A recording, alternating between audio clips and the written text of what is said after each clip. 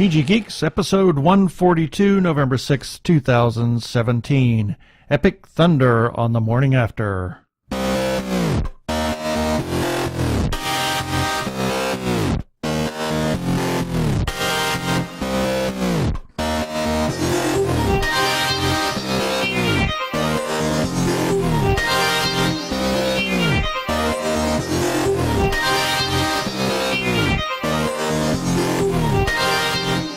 Hello and welcome to another webcast from tggeeks.com, where Ben and Keith, the Two Gay Geeks, talk about all aspects of geekdom and nerdery. Sci-fi, comics, film, horror, genre, you name it, we talk about it. I'm Keith Lane and we're coming to you from slightly cooler TG Squared Studios in Phoenix, Arizona, after we finally got back from LA. And I'm Ben Raggington, also coming to you from, I'm so tired. I am so tired because I'm not accustomed to this kind of thing in Phoenix, Arizona. Yeah, we just got back from Los Angeles, and it's Sunday evening, and we're recording this episode. Normally we do Saturday morning or Sunday early afternoon. Yeah, normally not this late. Not Sunday night. No. So we went to LA for a couple of things. We did a couple of film premieres really and film important festivals. For festivals. Morning After, the little film that directed by Patricia Chica, and that we were co-executive producers on. Mm-hmm. And we have a little interview with Patricia and Zoe de Grand Maison. Oh, I'm so glad you said that. Who has played one of the characters in Morning After. She was there for one of the film festival entries, actually the official Los Angeles premiere, which was the Studio City Film Festival at the Laemmle Theater in North Hollywood. So we're going to play that little interview for you right now.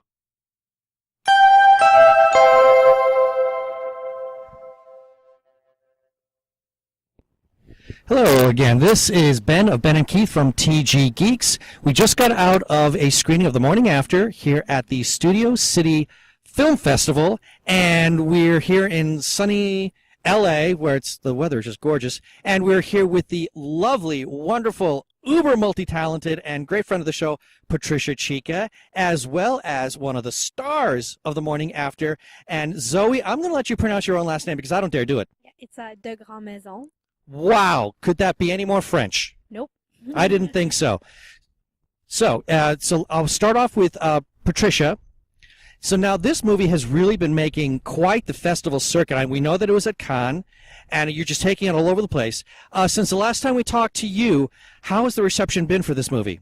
The reception has been outstanding. I'm very impressed with the work that the programmers do to bring awareness around the topic of sexual fluidity. In just a few months, we are now at over 30 film festivals around the world. This morning, we heard we got our first African premiere announced. Oh, that's fantastic. In Uganda. In Uganda? In a queer film festival in Uganda. And it's so funny because they discriminate LGBT people there, and this festival is the second year. They did it last year for the first time against all odds, and apparently it was successful. They're doing it again, and they invited Morning After as part of the selection. So it's been going really great, and at every festival we do our best to bring as many people from the cast and crew to participate, to be present, to speak about the film, to bring the awareness around the topic. And that helps, We were lucky enough to have Thomas at the Cannes, London, and Taiwan screenings. Now we have the lovely and talented Zoe de Grand Maison here in LA. And Christian, our writer who plays Edward, he was at Pula in Croatia, the world premiere. So this is what we do. We keep working, keep submitting the film, and traveling as much as we can. Now, you pointed out, especially when you're referring to Uganda, that there is, especially when you go globally, there is a lot of LGBT discrimination that goes on in other countries. And right now, things are pretty dicey when you start going to places like Croatia, that part of the world. what has been the reception in these other parts? I mean, Cannes, I would imagine, would probably receive the movie very, very well. But what has been the reception for this film in other places? I mean, sexual fluidity is a very progressive and extremely forward-thinking topic in countries that maybe aren't quite up to that speed. Absolutely. We were selected in Russia, and that really surprised me. And I told myself, I'm still going to submit it. I don't care. At least somebody in the committee will watch the film and possibly open their mind. So I was willing to even pay the submission fee to just have somebody watch the film in those regions. And it worked. They selected the film over there. And from what I hear is that people love how this topic opens dialogue. It's not just a coming out story like we've seen thousands of films before. This is about somebody who is discovering that self-expression sexually doesn't necessarily has to be a sexual, physical experience. It could be spiritual. It could be love connection. It could be desire, lust.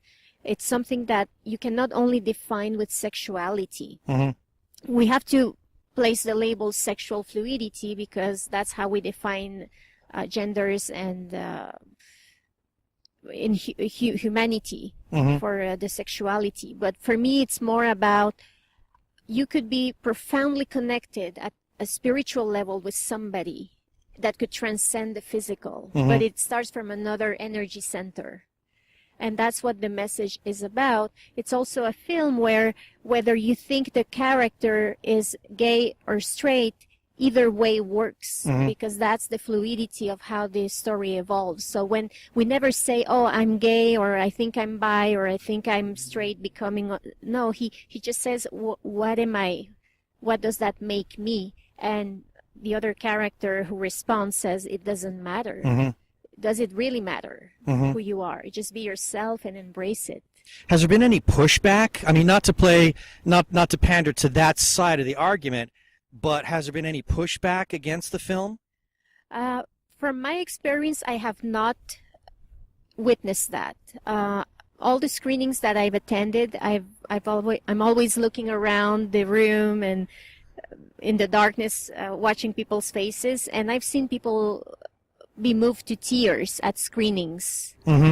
Okay. Oh, so it's nice to know. I know that I've seen on some social media there has been a little bit of pushback on the film, but I think in most cases it's been widely supported, and I've even actually seen the term sexual fluidity now beginning to kind of gather more steam. More people are talking about it now. So it seems like you may have pioneered something here with Morning After. During the Cannes Film Festival screening, the Advocate interviewed me about sexual fluidity, and after the interview was published, it was shared close to 1,000 times within 24 hours.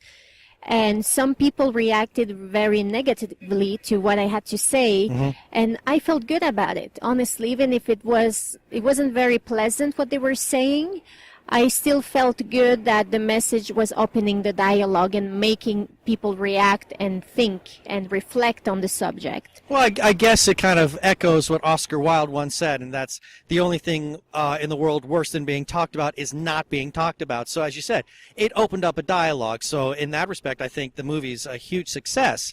Whether it is positively or negatively received, people are now talking about this amazing idea about what sexual fluidity is. So now I want to talk to Zoe here. Okay. So I have to ask, is this you're young? Yes. I mean, let's just get this out on the table. You're young. Is this the first acting gig that you've had? How did you start in acting? I mean, have you been doing it since you were like knee high? What? No, I went to a performing arts high school in Toronto called ESA, Etobicoke School of the Arts, and was in the musical theater program there, and ended up signing with my agent when I was in the 10th grade. So I went on auditions, but was still super. Wait. Agent in the 10th grade. Yes. Okay, so the rest of us now feel really, really inferior. Thank you very much. I don't know about that. It was still kind of it felt kind of like an after-school thing that I would do because I was really focused on my academics. And did you hear that, people? She was actually working on her studies. School, oh, very smart. Okay, please continue. But yeah, I ended up booking a part on a show called Orphan Black pretty much right after high school. So which show again? Orphan Black. Orphan Black? Yeah. You got on Orphan Black. It was very That's exciting. a big deal. Yeah, it was awesome. I was super stoked because I was a huge fan of the show beforehand, so that was incredible. So I deferred my university acceptance, and then here I am, like, I don't know, 4 years later, and I'm still auditioning and, you know, taking jobs as they come, and, you know, yeah, just working on short films, working on features, TV movies, whatever comes my way, I guess. So how did you get attached to this film? I actually auditioned for a different film that Patricia's going to be directing called Montreal Girls, and met with Patricia. Thank you. Met for coffee with Patricia in Toronto after I taped, and she brought up the morning after. And so I then met with Christian Hodko, who wrote the script, and we just kind of talked about the project a bit and about the character. And next thing I knew, we were in Montreal, and we were shooting what like the teaser for it. And then last summer we shot the short. So you're in the teaser. Yeah. That was the proof of concept video, I believe, that Yeah. I saw last year. Yeah. So when you were first being told about this film, what were some of your initial reactions, at least in terms of the concept of sexual fluidity? I mean, what kind of reaction did you have? And did it almost, like, I don't know the word, I guess, was it a little off-putting, or did you find it exciting to tackle the part? No, I think it's exciting. I think that, I don't know, I've always thought that the idea of labeling something so personal is kind of silly. I mean, if you identify with a certain label, that's great, but I don't think that people should be forced to label themselves. And I like this concept of just kind of like going with your own flow and listening to yourself and being attracted to whoever you want to be attracted to, and, you know, and not to whoever you want to be attracted to, just whoever you are attracted to. And experiencing that and expressing that in any way that feels right.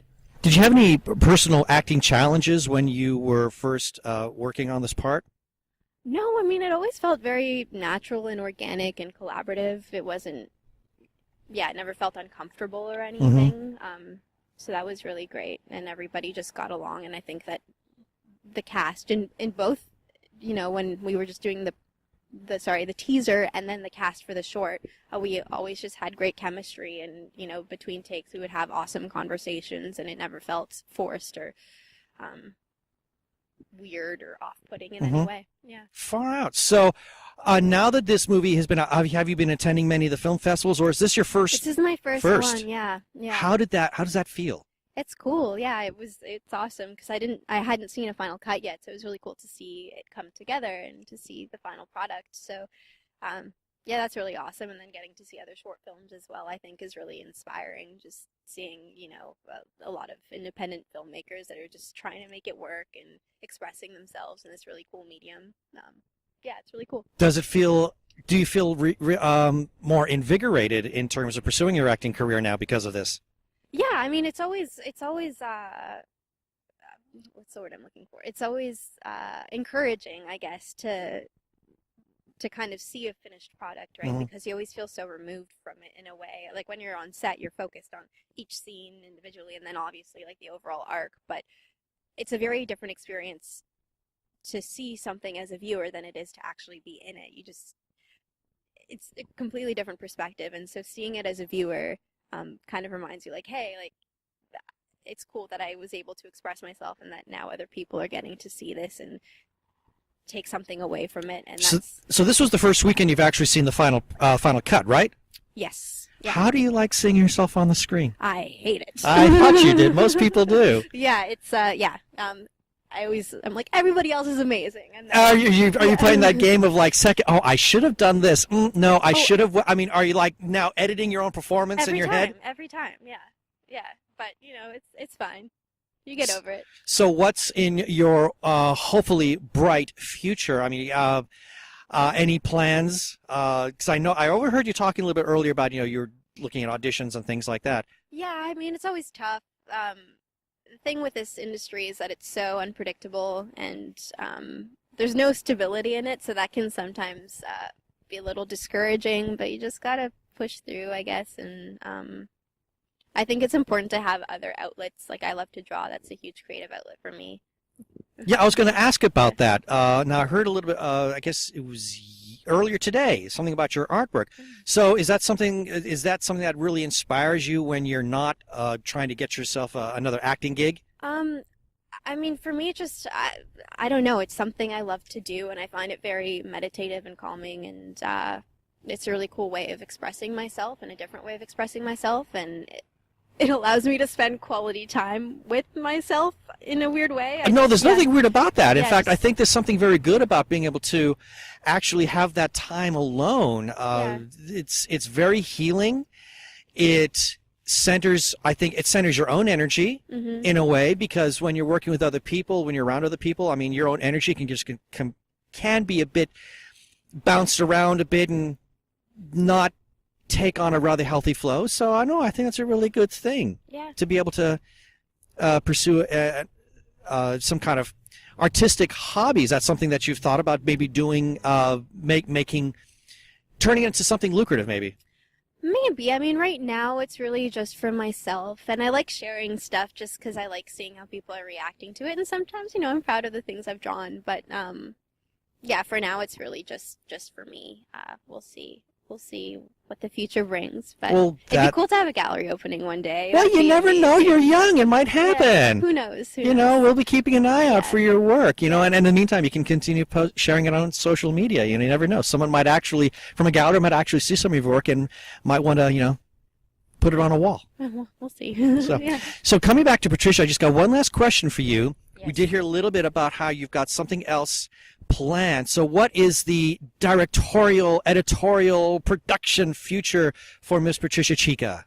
Well, I'm in development of Montreal Girls. It's a script that Kamal John Iskander, who wrote A Tricky Treat with me, for me. We co-wrote this script, and it's a very personal story.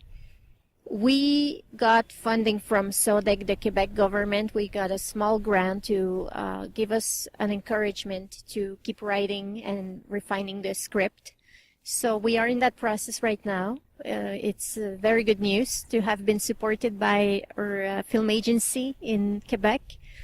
So that's what I'm concentrating on right now, to develop it further so we can get it financed and also hopefully shot next year. Fantastic. Well, please keep us in mind. We'll be happy to talk to you some more once we start to see that actually come to fruition. So, Patricia, Zoe, I want to thank you very, very much for being able to talk with us today. It's been an exciting weekend so far, and I know we got a lot more things to do today. So, for Keith Lane, this is Ben Ragnton of TG Geeks signing off for now. Hey, this is Zoe de Grand Maison. I play Tegan in Morning After, and you are listening to the Two Gay Geeks.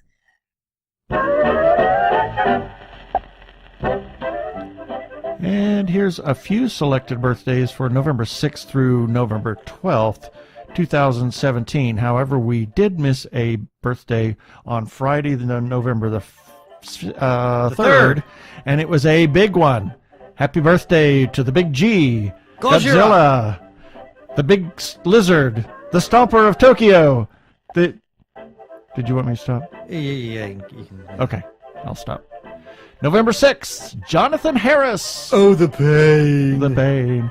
And Darren Anderson said he was a dancer. I didn't know Darren was a dancer. I had no idea Darren was ever doing any dancing. I know yeah, he does and that artwork. he would be on a website with his birthday. I didn't think his birthday was in November. No, it's not in November. So this. Oh, is this a different Darren Anderson? Well, let me see. Darren's not a rare name. Anderson's not a rare name. So I would imagine that the combination of Darren Anderson is not a rare combination. Oh, well, shoot. Darn. Fiddlesticks. Pooh. Also on November 6th, Sally Field. You like me. You really like me. November 7th, Dean Jager. Oh, I guess we have to start watching Get Ready for White Christmas. Yeah, we have to get ready for White Christmas. Also, Joan Sutherland and Marie Curie in 1867. November 8th, Alfred Woodard. That means we need to watch First Contact First soon. Contact again. And Bram Stoker was born in 1847, and he was Irish. I didn't know he was He was Irish. Irish? Yes, he was. I didn't know he was that. born in Ireland. Anyway, Well, that makes him Irish. Yeah, makes him Irish. And also November 8th, Edmund Halley, born in 1656. Halley's Comet. Halley's Comet, right. Yeah.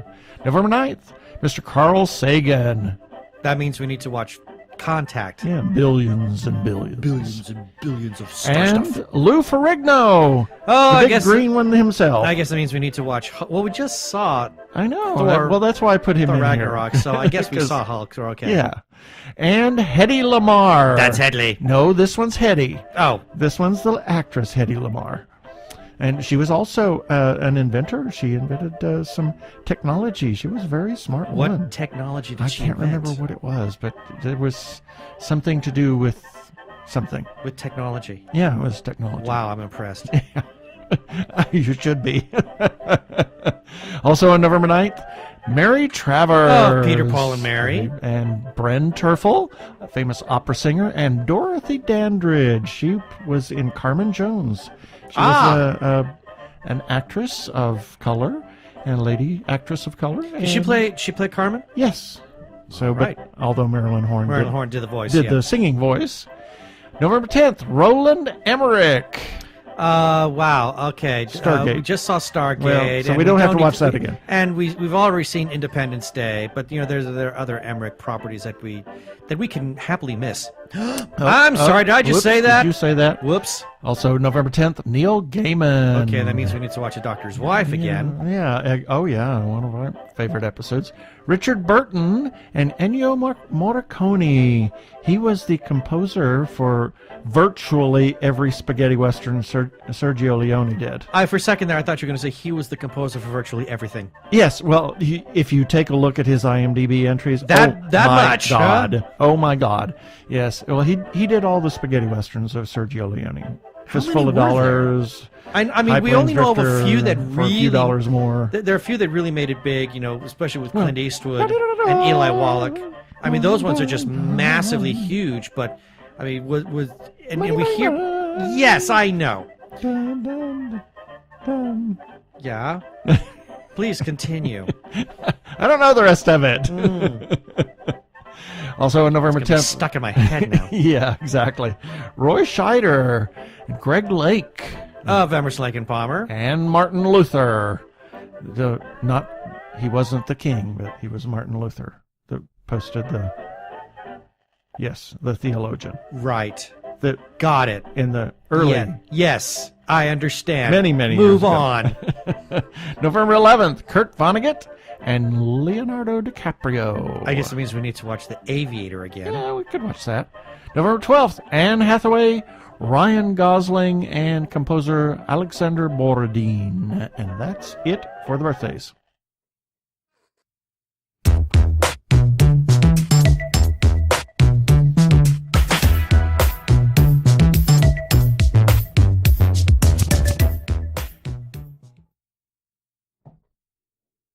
The Red Legion took away our home. Dominus Gaul has stolen our light. But from the ashes, a fire team of guardians rise to... Guardian down. Wait. Who was that?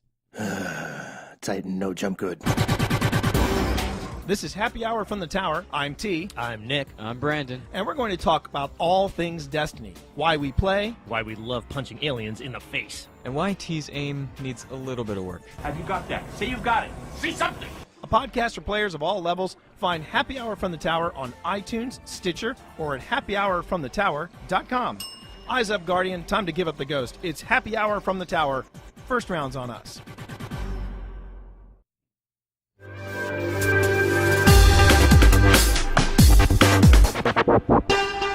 Go give a listen to our friend T over at Happy Hour from the Tower. T was we met saw him at PIY. the PIY, the Right. Podcast It Yourself, and met him, and he sent us over a bumper. So we'll run that, put that in the rotation. And let's see now. What is it time for? What does Music. It means music. Listen to music. Music.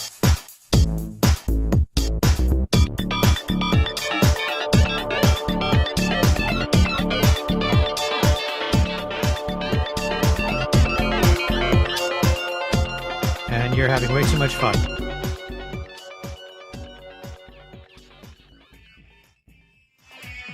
Uh-huh.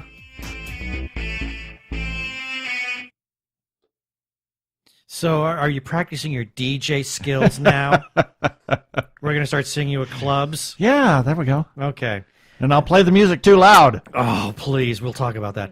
Anyway, this actually is for feedback. So not much. We have just a little bit here.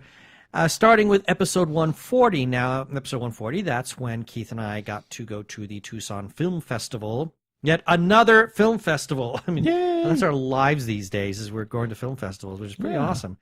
And there we got to see, once again, Song of Sway Lake, which is on the big screen. And there was a Q&A, as well as a little interview that we got to do with Ethan Gold, who was the composer for the movie. And he just simply writes, this is from Ethan, he says, "Thanks for speaking with us, guys." Yay for guys. Us. Yes. Well, that's, yeah. Guys? Guys. Yeah. Guys, yes. We're the two guys. Yeah, we're the guys. We're the Two Gay Geeks, guys.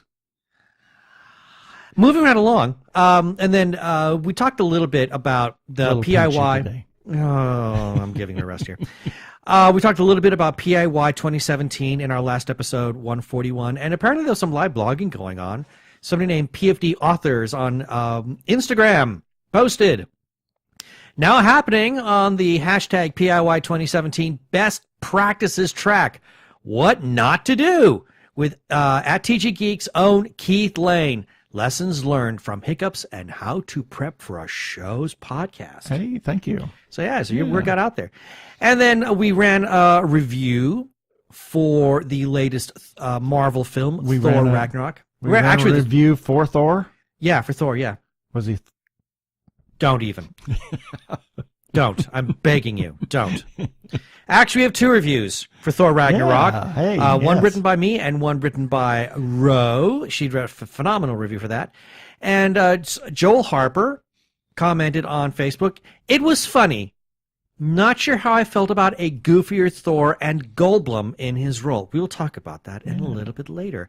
And that is our feedback for this week. Yeah, we want to hear from you, our listeners, because you are important to us. If you want to share something about our show, about anything that the reviews that we write, any articles that we run, anything, let us know. You can comment on our Facebook page. You can comment on tggeeks.com on either articles, on episodes.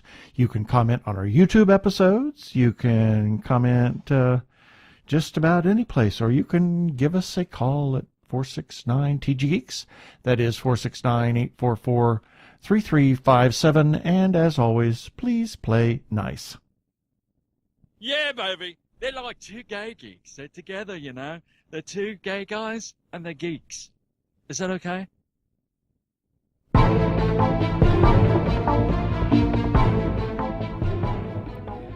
Oh, we got a couple of things we want to discuss. Oh, you're practicing your DJ skills again. I can see it. You're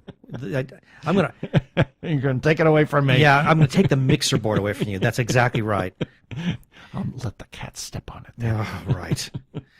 So, as we mentioned earlier, we got to attend some film festivals. The Guadalajara Film Festival on Friday night. Yeah, it's the Guadalajara Film Festival in L.A. Yes, in Los Angeles. That was at the Chinese Theater. Yeah, that's the second time we've had to attend an event at Chinese Theater. Yeah. Pretty awesome. It was pretty cool. And then on Saturday, we were at the Studio City Film Festival for morning after. So let's start off with what was it like to see this edit? Now, we've come to realize that the edit that we had seen and wrote a review on was the one that came out before the movie went to Cannes. Yeah. And sorry about that. I was like Aspirating. Yes, took a drink of water right as you asked me that question.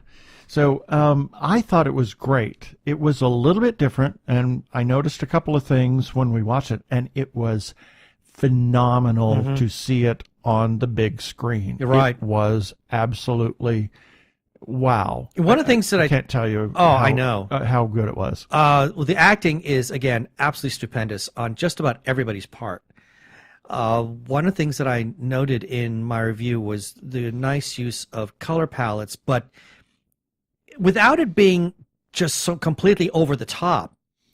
They had a greater presence. I guess it's only because I knew to look for them. Right. Because I find it very powerful what they all represent and the order that they come in. So that I thought was beautiful. There was just so much phenomenal imagery. Yeah. And one thing that I really like, and we had a conversation with Patricia. Yeah, well, we have to say that there were a bunch of people actually from the production there. Oh, God, yeah. Tons. There was us. There was the composer that did some interstitial music, and Zoe and Patricia and Anthony Ecclesi, who was second AD or first AD? I think it was first AD. First AD, and a couple of other producers, and Rebecca Louisa Smith, I think she's film festival doctor. She's kind of loosely associated with the film, doing some film festival stuff for us.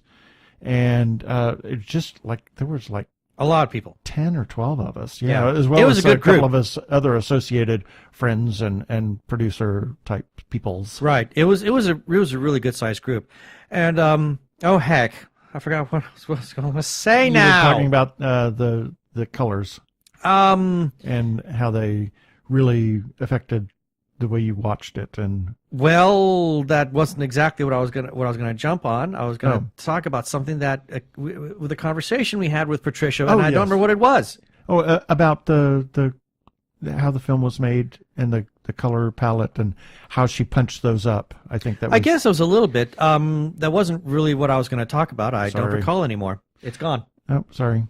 So I have no idea what I was going to say. I ran it out of your brain. Yeah, you pushed it right out of there. I did. But I would say that it was phenomenal to see on the big screen. And one of the things that I liked about it is that the acting doesn't necessarily have to be done with just dialogue. There's a lot of fantastic imagery in there, not just in terms of scenery, cinematography, but on the faces of the actors. It was just amazing to watch on the big screen, because we'd seen it previously only on our television or on our computers. This now, I mean, over the weekend, twice now we've been able to see it on the big screen, and it was just extremely powerful. Yeah, I mean, there were some facial. I won't say tics, but they were true facial expressions of the characters that you got to see. And they were quick cuts, like there was the wink, and then you watch Thomas, his eyebrows. He was kind of doing I noticed the eyebrow bit questionable early on in the film. Thing, it's like that's kind of what his I love the saying. eyebrow bit. Yeah, he's watching something happen, and his eyebrows kind of do this whoa, and it's so subtle. Yeah. But it says so much when you're seeing it on the big screen. Exactly. Yeah. It was amazing to watch. I was just, again, I was so taken by it, and the movie was very, very well received at both festivals. Yeah. Very, very well received. It is truly a fantastic film. If you have an opportunity to see it at a film festival or, somewhere, please take advantage of it. It is a wonderful film about sexual fluidity and the fact that one of the things that it says in there, everything is in a state of flux. Everything is always in a constant state of flux. Right. And, where you are today is not where you were yesterday or where you're going to be tomorrow.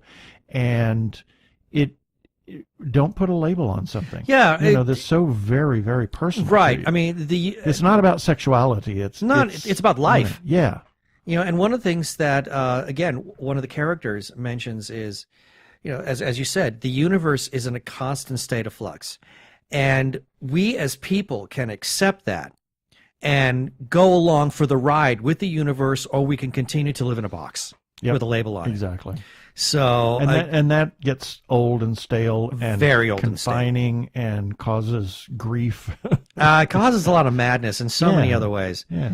So yes, if Morning After is playing anywhere in your neck of the woods, by all means go see it. It's a real eye opener.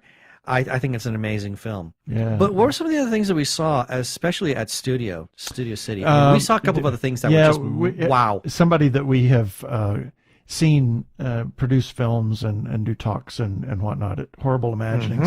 Mm-hmm. It was Pinata. Oh, this movie was hilarious. Lord God. Cody Goodfellow he was starred in that, or I guess he's not starred, in it. He's in it.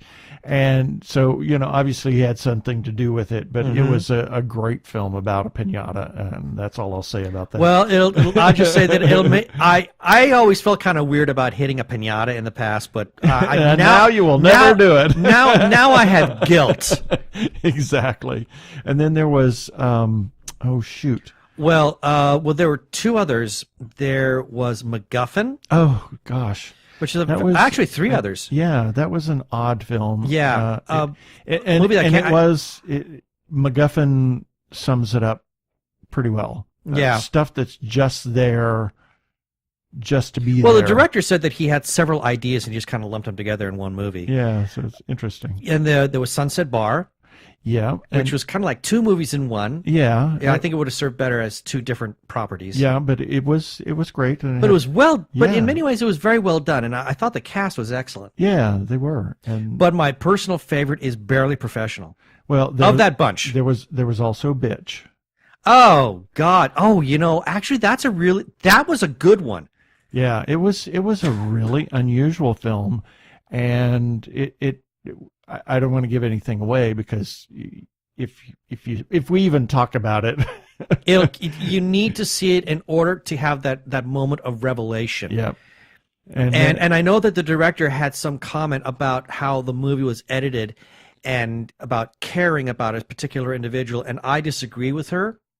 Even though she's the director, writer, producer of it, I think of it as an eye-opener on how we need to look at people a little bit differently. Absolutely. And then we had Barely Professional, which was hilarious. A cluster F. Yeah. It was insanity. It was mad. It was just craziness. In fact, I've never laughed so hard. We were hilarious. Yeah, we were just in hysterics. Oh my gosh. And we actually were we were close to the front row, and the director, who actually acts in the film, she's got a part. She says she heard a couple of people just laughing hysterically towards the front of the theater, and that was me and Keith. I mean, those two of us. We were just in stitches. It was crazy. And this was the block at 1 p.m. on Saturday at the Limley NoHo 7. So it was at the Studio City Film Festival. Yeah, it was great. So we'll have to check that film festival out too. Yeah, exactly. Because there were some really great movies there. We need to win the lottery. I know, and oddly enough, afterwards we bumped into somebody who was. Oh my gosh, this was so hilarious. Well, we ran into several people from San Diego. We ran into a number of people from San Diego in different venues. I know, places. But here we are. We're taking a quick break to get some coffee, and this person just walks up and says, "I know you two," and I'm like, "Whatever it is, I swear it wasn't me." But she remembers us from Horrible Imaginings. Yeah, that was insane because she was supporting some friends who were going to I guess it was the 3 o'clock block. I think so, yeah. Nuts. But anyway, that leads us to what happened Saturday night. Yes, it was the Epic Pictures 10th anniversary party, and oh my gosh. This, I did not know what to expect. This was a big schmooze fest for people in the business. It was also in association with the American Film Market, yeah. That was going on this past weekend. And it really, I mean, we got on the list, RSVP list, and were actually able to get in there. We saw Miguel from Horrible Imaginings and a couple of other people that we knew from there. And I met a number of different people. Yeah, well, we both met a number of different people. It was really I mean, this was probably the most high-profile thing we've ever done. Yep. So quite a few people that we met, and I want to thank Epic Pictures for letting us come to their shindig. Absolutely. And they had, lots of food, and they have a photo booth and alcohol and people and people and people. Right. And for anybody who thinks, oh, Epic Pictures, who the heck are you? Well, I'll just say this. They were running a loop. It was a bit of a sizzle reel. And just so you guys get some kind of a glimpse on the importance of Epic Pictures, one of the clips they showed is from a film that has Charlize Theron in it. Yeah. We're talking Academy Award winner Charlize Theron. Yes, she is in one of their movies, and they had some other very recognizable actors in some of their films. So that tells me that Epic Pictures, they're a player. Yep. They are definitely a player in a bunch of films in Hollywood right now. So for us to be invited and allowed to be in on that shindig and meet a number of filmmakers and producers and writers was a really big deal for us. Yeah, it was a lot of fun. I was very all the very Schmooze impressed. Fest. We actually went to the photo booth, and we're going to have that on the website in the show notes. Yeah, I mean, it was kind of a goofy thing. It was a really goofy thing, but just take kind of step back for a second. I mean, it was, I don't want to say sensory overload, but, it was such a whirlwind event. Oh, my gosh. And that we didn't really have weekend. time. Yeah, a very whirlwind weekend, and capped off with this. And we didn't really have enough. You hear people say, stop and smell the roses.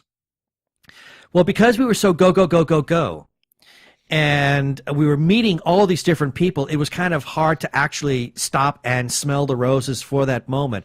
But, now, we're back at home, we're in our studio, we're talking about it, and now we're thinking about it, and what an event. Oh, yeah.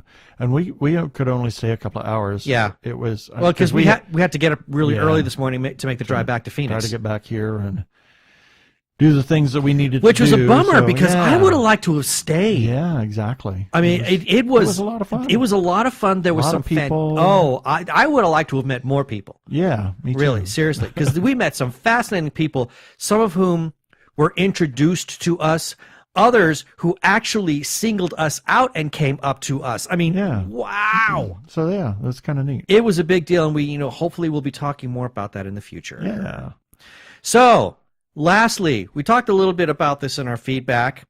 We had the enormous pleasure of seeing Thor Ragnarok, and we've got two reviews. No, excuse me. Two reviews out, one that I wrote, and another one that was written by Ro. So, okay, you read the review, you now know, everybody, what I kind of think about this film. And I will say, I did give it 5 out of 5 hammers.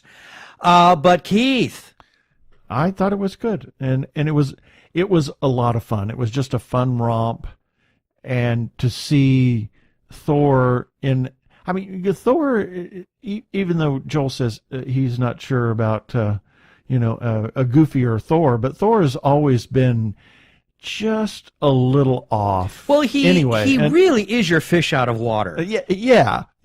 So, but this was a goofier fish out of water. And we've seen we've seen a number of one-offs. One of the most popular ones is, where was Thor during Captain America's Civil War? And you find out that he was actually living in Australia and had a roommate. Yeah. So you've got this sense that you've got this. What you have is Chris Hemsworth really trying to develop his comedy chops. Yeah. Well, and I like the fact that they cut his hair off too. I think he looks much better. Looks much better. He looks much better, and I dare say I think he's happier too. Yeah, I enjoyed his story arc in the film, and coming into his own, and I really liked. I liked the whole film. I liked the funny bits. The duel scene between Hulk and Thor was it was funny. It was a lot of fun. And then there was Jeff Goldblum. Playing Jeff Goldblum. He is just so... The man is just nuts. He is. And so he added his own nuttiness to that character's nuttiness. And if anybody wants to, if anybody's kind of curious about how goofy Jeff Goldblum really is, you could probably find this on YouTube. He was recently on Graham Norton, and there are YouTube segments. I haven't checked lately. I know that I've seen a lot of YouTube bits for Graham Norton on YouTube. So I would imagine that Jeff Goldblum's interviews, if not all of it, at least part of it is there. And I've seen some of it, and through other sources. And Jeff Goldblum is just kooky. He's really, really kooky. And that is, no difference. And there's some other jokes in here. Yeah. That I don't want to give them away, but there are names for like portals. Yeah. Wow. The movie is a lot of fun. We really enjoyed it. I can't wait. I mean, I really want to see it again, because if there's any downside, is that the jokes came a little bit too fast. Yeah, and then everybody was laughing across. You're laughing over the next joke. Yep. So, But then, as I said in the or the review, next dialogue, that yeah. gives it that gives it built-in rewatchability. So I'm looking forward to seeing it again. But yeah, that's our thought on Thor. As I call him, Thor, God of Laughter. Yep. And the movie just really just crushed at the box office. It certainly did. Yep. So, yay for Marvel. They did it again. I'm sure Disney is thrilled. Yeah, exactly. Hand over fist, I can smell the money being printed. Exactly. And for our follow-up items, check out our calendar on the website. We've got birthdays, events, cons, etc. Let us know if you have something you want us to put on the calendar or announce. We'll do that. Phoenix Comic-Con Fan Fest next weekend, November 11th, Oh my 12th. gosh, next weekend? Yep. Wow, where's the time gone? I don't know, but check it out, myfanfest.com. You can still get tickets there, or you could just walk in and buy tickets. Phoenix Comic-Con is going to be returning to Convention Center on May 24th through the 27th, 2018. There will be more information after FanFest. Arizona Opera presents Tosca, Puccini's high-stakes drama obsessive love and political intrigue. Tucson, the performances are November 11th to 12th, and Phoenix, November 17th through the 19th. Tickets and good tickets are still available. Check out azopera.org. Check out the third edition of Podcasting for Dummies, written by our friends T. Morris and Chuck Tomasi.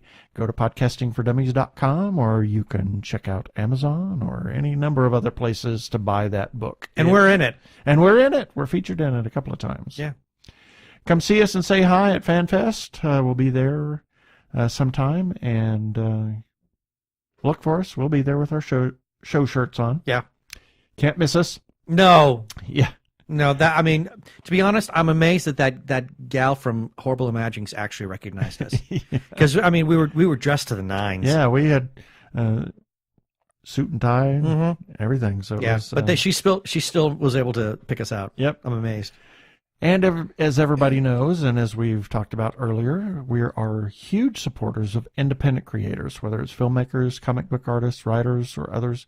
Found there's a lot of really tremendous talent out there that doesn't get a lot of the fame and fortune.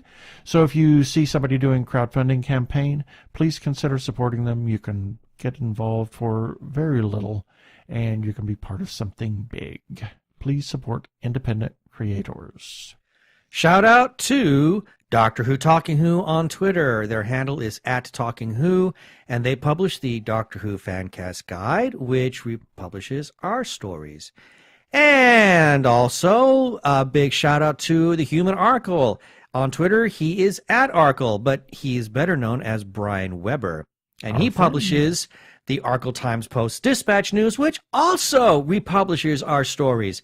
But Brian doesn't just stop there. He has a presence on Tumblr where he has his incorrect Star Trek Voyager quotes, which is tons of fun. Just make sure that you're doing it, when you're watching it, or reading the website in the privacy of your own home. Yep. And a shout out to The Lookie Show on Twitter, and also their show on YouTube. They do really interesting movie reviews and other TV shows and some other just funny bits in a very unique way. So check out Looky Show on YouTube. Special shout out to the Facebook group, The Gay Geek. They allow us to share our episodes there. Why? Well, let's see. Gay Geek, doesn't make, it doesn't take a brain scientist or a rocket surgeon to figure that one out. Yeah. Anyway, you can check that group out by going to facebook.com/group/The Gay Geek, because it's a really awesome group, in addition to us being there.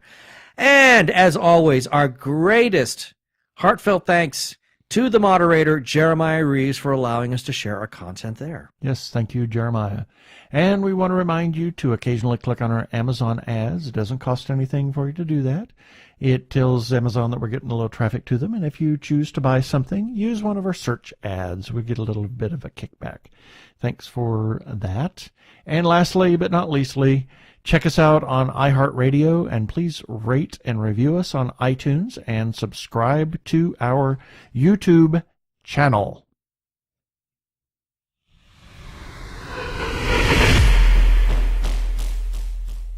Up next time. Well, it's kind of hard to say because, as you pointed out, we're going to be at FanFest. Yeah, so we never know what's going to happen. We might have something there. It's kind of hard to say. Yep, you never know.